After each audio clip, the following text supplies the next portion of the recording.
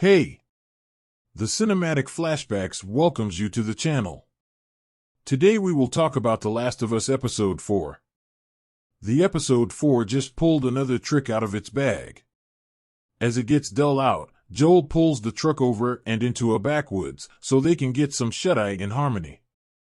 Before that, they bond over an enthusiasm for gourmet specialist Boyardee, and Joel lets Ellie know that they can't warm themselves over a fire in light of the logical horrendous individuals who will track down them and have contemplations more regrettable than murder. While Joel is attempting to rest, Ellie yells to certainly stand out, prior to hitting him with a punny question that he definitely knows the response to. What's more, that second, with Joel meeting Ellie on a typical degree of terrible jokes, is one more great second worth a grin or laugh, and one that has you stressed over how the remainder of us will break our hearts next. In the first part of the day, Ellie uncovers a dislike for Joel's sort of espresso, and the two get out and about, with Ellie giving bearings. Talk goes to Joel's sibling Tommy, Gabriel Luna, and how to articulate Cheyenne.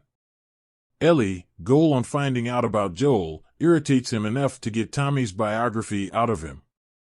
Turns out Tommy got Joel to get a gather of Voyagers with him, where they met Tess.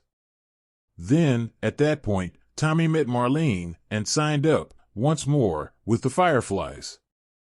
He's since left them. Joel tells Ellie she's simply freight, and not family. In any case, everybody watching at home can as of now tell he's lying. Discussing, Ellie drops, uncovering she was lying about being drained, before the pair crash into the traffic of abandoned vehicles. They're in Kansas City, and Joel's going to beast force his direction through, by cruising all over. Joel provides Ellie orders to stow away, while he takes the baddies on with a rifle. Be that as it may, when the air is clear, an entryway busts open and another aggressor shocks Joel, hollering you're going to F*** King pay for what you did. So you might contemplate whether Joel's experienced them previously. As the person is gagging Joel out, Ellie creeps up and fires him with that firearm she, fortunately, took. He asks to be given up, shouts about his legs not working, offers exchange and says he is Brian. Joel takes a gander at Ellie, she gives him the firearm, and Brian frantically offers his own blade. Arguing, Brian says you can have it, it's a decent blade. And when Joel advises Ellie to get behind a wall, Brian blows a gasket more. A discharge rings out, and Brian's not talking. Ellie then, at that point, helps Joel into that room, in the most recent second that helps me to remember the game, making ways before an entryway. Joel and Ellie escape as Brian's kin are searching for him, and we slice to Kathleen, Melanie Linsky, investigating an elderly person about missing people, explicitly, a Henry. They're in a Fedra cell, and she requests to know reality, prior to discussing how her sibling was pounded into the ground. Kathleen, in the event that you don't have the foggiest idea, is a pristine person. What's more, she calls the elderly person out on being good with individuals kicking the bucket before now, and just believing it should end now. He guarantees he needed to do what he did in light of the fact that he was undermined, so Kathleen puts a firearm to his head. He uncovers that he was the specialist who conveyed her, and kept privileged insights about her sibling. Yet, Henry squealed about her sibling, and she's annoyed about that. Then, at that point, Kathleen strolls through a gathering to find Brian's dead body. She asks Perry, Jeffrey Puncture, the voice of Tommy in the games, about what occurred. He thinks pariahs, having tracked down Joel and Ellie's truck. Kathleen's worried about this Henry individual calling Joel and Ellie in.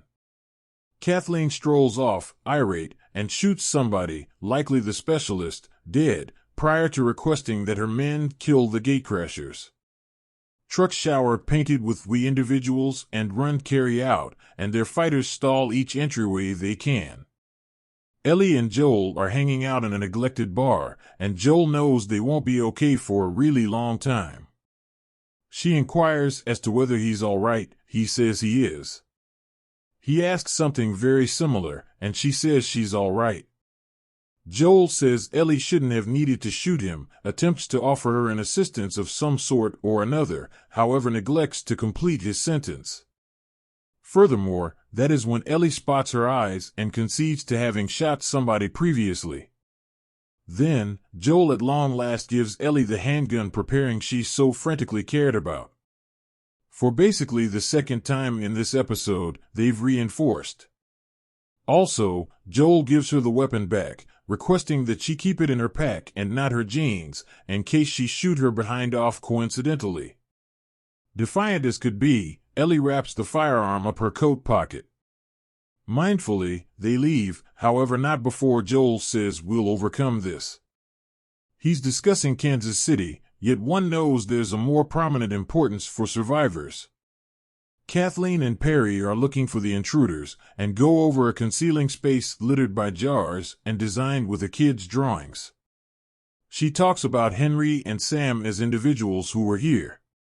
Everything looks and seems like Sam is Henry's child. Perry appears to be less sure than Kathleen about hunting them, yet something new and unnerving sneaks in the floors of an extra space. Kathleen drops a F-bomb, the messed up floor moves, and the two run out.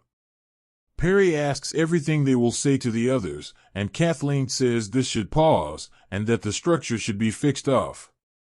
Joel and Ellie, still on the run, get into a 45-story building, and as they go higher up, Joel concedes that he, Tess, and Tommy behaved like individuals who were hunting them. She inquires as to whether he's killed honest individuals, and gets a quietness that shouts stronger than a yes could. Then, the two find a space to hang out in, where Joel spreads glass across the floor.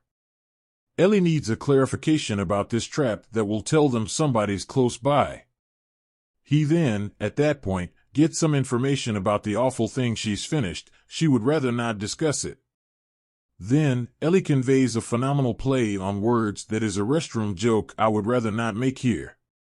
Joel, refining himself a bit, snickers.